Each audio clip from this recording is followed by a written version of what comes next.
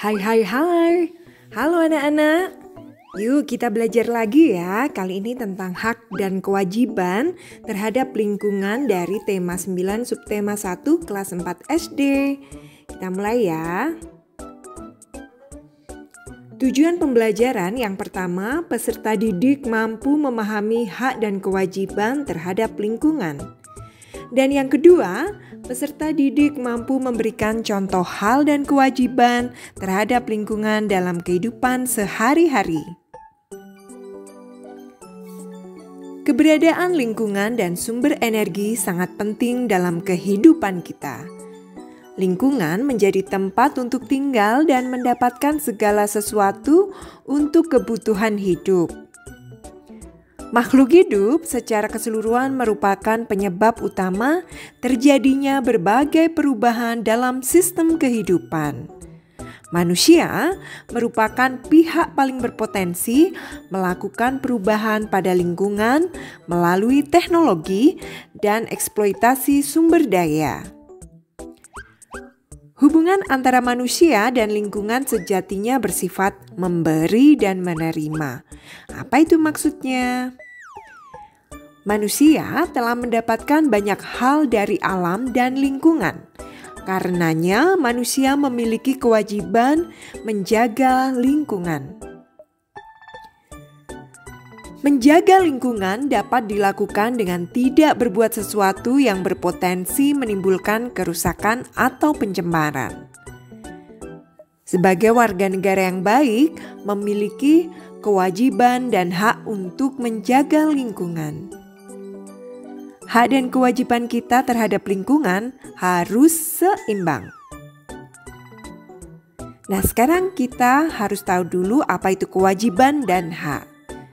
Kewajiban adalah segala sesuatu yang harus dilakukan. Sedangkan hak adalah segala sesuatu yang dapat kita terima setelah melakukan kewajiban. Menjaga dan melestarikan lingkungan merupakan salah satu kewajiban kita bersama. Kesadaran akan pentingnya menjaga lingkungan alam harus ditumbuhkan sejak kecil atau dari dini. Nah, salah satu cara menumbuhkan kesadaran tersebut adalah dengan melakukan pembiasaan sehari-hari. Pembiasaan tersebut misalnya seperti 1. Berhemat penggunaan air, 2. Membuang sampah pada tempatnya, 3. Menanam tanaman atau pohon di lingkungan tempat tinggal, 4. Tidak menebang pohon sembarangan, dan yang kelima menyediakan tempat sampah di setiap rumah. Kegiatan penumbuhan kesadaran menjaga lingkungan dapat dilakukan dengan kegiatan yang menyenangkan.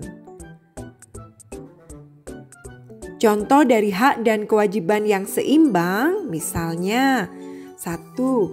Misalnya kita ingin menikmati lingkungan yang bersih, rapi, dan sehat, terutama tidak ada sampah yang mengganggu kesehatan dan menimbulkan berbagai penyakit, maka Contohnya, jika kita ingin menikmati lingkungan yang bersih, rapi, dan sehat, terutama tidak ada sampah yang mengganggu kesehatan dan menimbulkan berbagai penyakit, maka kewajiban kita harus menerapkan kebiasaan untuk tidak membuang sampah sembarangan.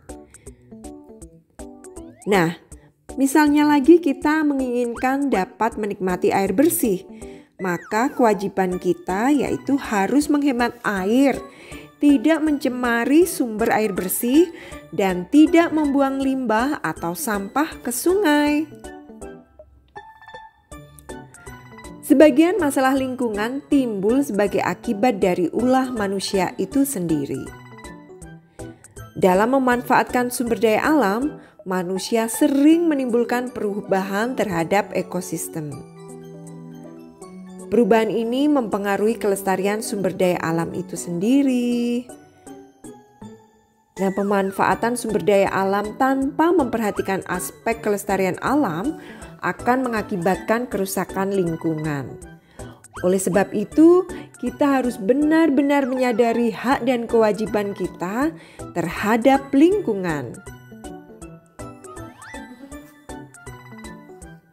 Energi adalah sumber kehidupan manusia. Perkembangan zaman dan kemampuan berpikir manusia dalam menciptakan teknologi memungkinkan kehidupan manusia menjadi lebih mudah dan nyaman. Ada banyak contoh energi di lingkungan sekitar kita. Energi tersebut sangat berpengaruh pada kehidupan dan aktivitas manusia. Memanfaatkan energi yang ada merupakan hak yang dimiliki oleh setiap manusia. Namun, manusia juga diharuskan merawat dan melestarikan sumber energi. Jika tidak dirawat, lama-lama sumber energi akan habis dan tidak dipergunakan oleh generasi berikutnya. Salah satu contoh energi yang harus kita hemat adalah listrik. Karena manusia sangat tergantung dengan energi listrik. Betul ya? Dari suatu perusahaan yang sangat besar sampai pada rumah tangga, semua menggunakan listrik. Nah, berikut adalah langkah nyata dalam kehidupan sehari-hari dalam penggunaan listrik yang merupakan kewajiban kita.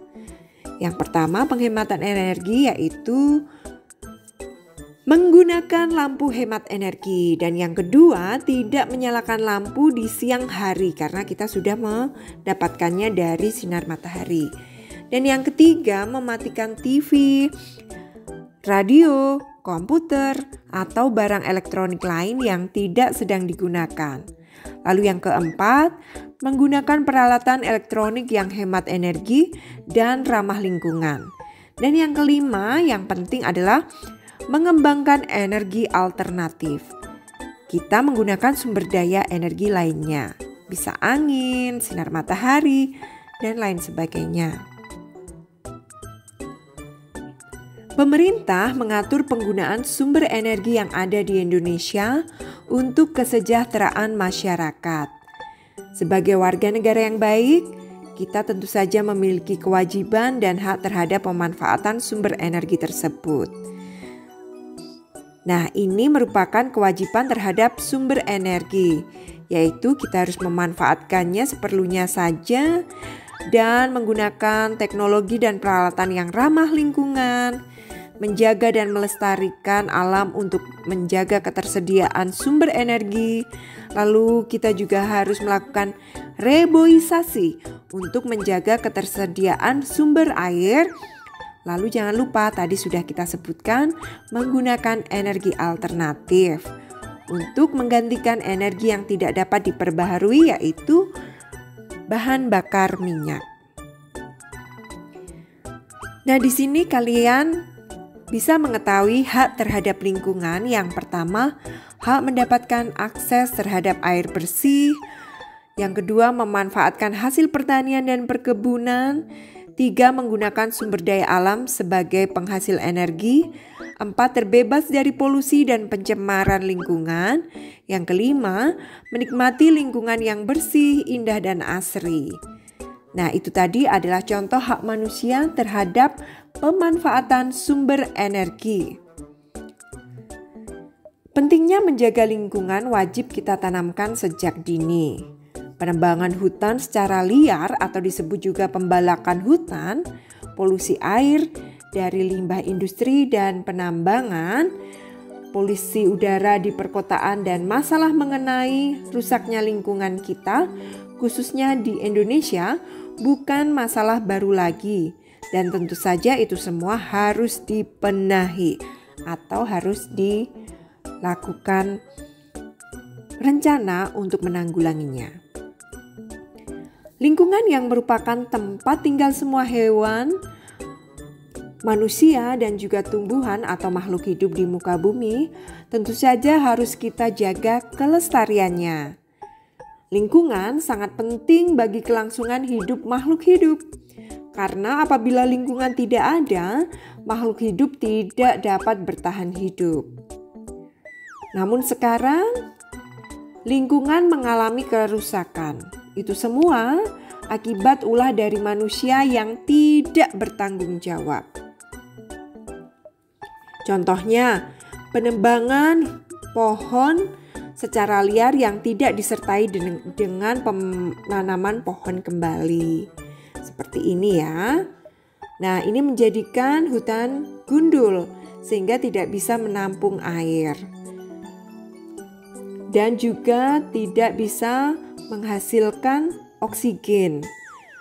Karena tidak ada lagi yang menghirup karbon dioksida di udara dan mengolahnya menjadi oksigen. Seperti halnya yang dilakukan oleh tanaman atau pohon-pohonan.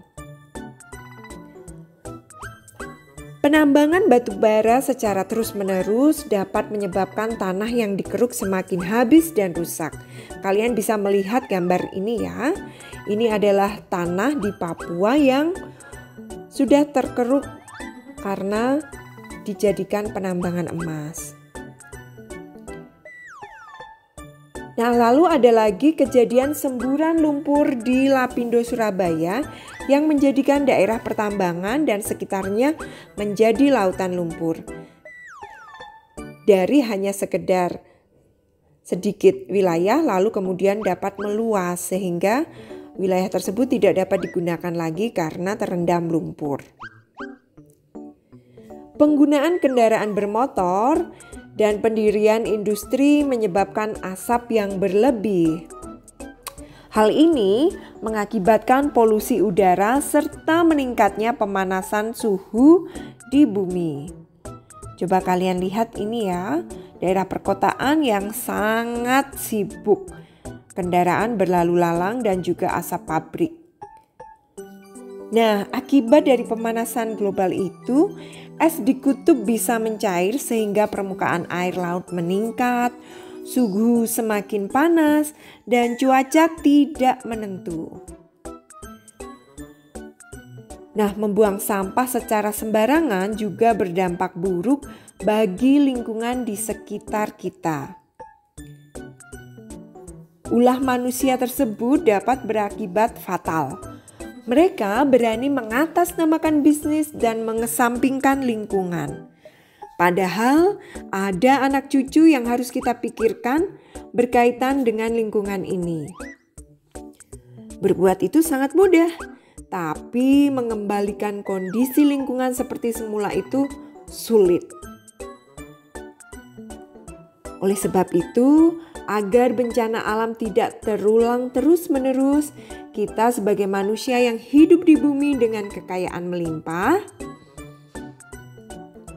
harus berusaha untuk menjaganya. Seharusnya kita berterima kasih kepada Tuhan Yang Maha Esa dengan cara menjaga dan melestarikan lingkungan.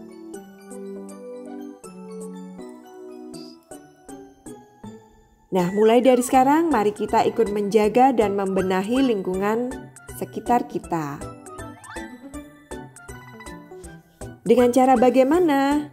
Kita bisa selalu mengucap syukur kepada Tuhan, membersihkan lingkungan kita, dan menanam pohon, melakukan reboisasi, dan melakukan 3R. Recycle, reduce, reuse, dan sebagainya. Nah, sekarang kita beralih ke latihan soal yang pertama. Apakah kewajiban kita sebagai warga negara terhadap lingkungan alam? Tulislah hasilnya pada tabel berikut. Kalian bisa mengambil atau menuliskannya di buku paket dan kalian mempause video ini. Setelah itu nanti kita akan membahasnya bersama-sama. Nah, sekarang kita bahas ya.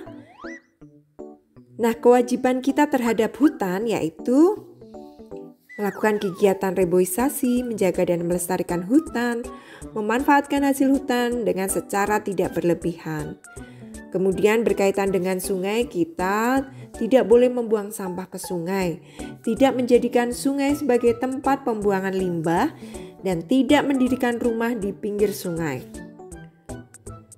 Lalu yang harus kita lakukan terhadap populasi hewan yang hampir punah adalah tidak melakukan perburuan liar terhadap hewan langka, tidak merusak merusak habitat hewan langka, dan yang ketiga, tidak memperjualbelikan hewan langka.